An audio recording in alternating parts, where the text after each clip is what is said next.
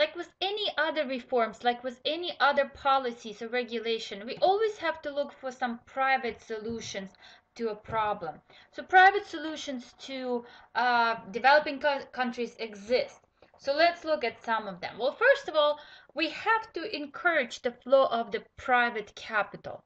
So the advanced countries do send a substantial amount of private capital to the developing nations. And among the private investors are corporations, commercial banks, and financial investment companies. So companies do send their capital to the other countries to start making some profits, hopefully in the future. So the net flow of private capital to the developing nations has increased dramatically in recent years, which is a good sign, which tells us that the things are improving in the developing nations as more and more private investors are willing to have their money in the other countries. But of course, the major reason for the increased flow of private capital is that many developing countries have reformed their economies to promote growth and thus better credit risks. So whenever somebody sends their private capital to a foreign nation, they want to make sure that that capital is not going to disappear. And more importantly, they want to make sure that that capital is going to multiply.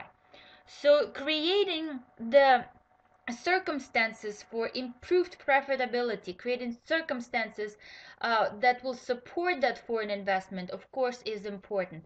And that's where the countries need to concentrate on how to actually make those conditions for the foreign investors to start bringing more and more capital to their countries without realizing that a country cannot get out of this poverty trap without some help of especially private investment.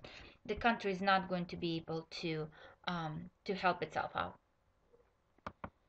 Another way to do another private solution that we can talk about is the charitable organizations. We know that many organizations, private organizations, non-profit organizations that support developing nations. Whenever something bad happens, for example, the most recent earthquake in Haiti, right? We saw that there were many organizations that were trying to raise funds to collect money in order to help that country to overcome that tragedy.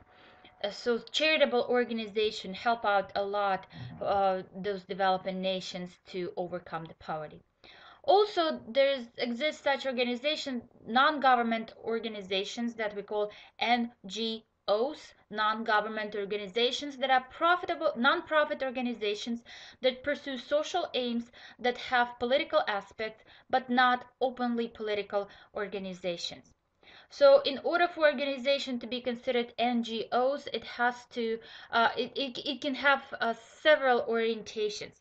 So for example, it can have charitable organizations. So the goal of that organization may be helping the poorest people in a specific nation. It could be service orientation, for example, provision of health, family planning, or education. Participatory orientation, which allows self-help projects. For example, we can raise funds and send the money to those to the organization where people can borrow those funds in order to start their own business in the poorest nations in the world.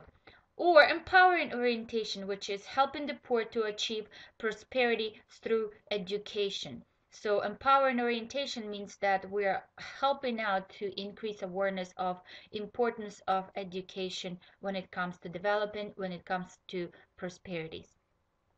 So in all of this, we talked about the problems.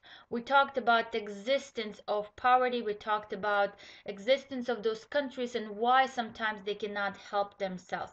We really try to stay away from the topic, whether or not it's our business or whether or not we should be helping those countries. So we talked about positives and negatives of the help, but we really stayed away from the question of whether or not we should be doing that. So once again, that's a normative questions.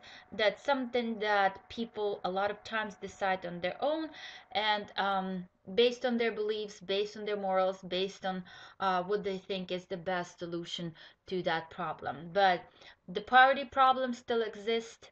There are ways to deal with that, and we discussed in this chapter those ways of dealing with poverty, helping out the poorest countries around the globe.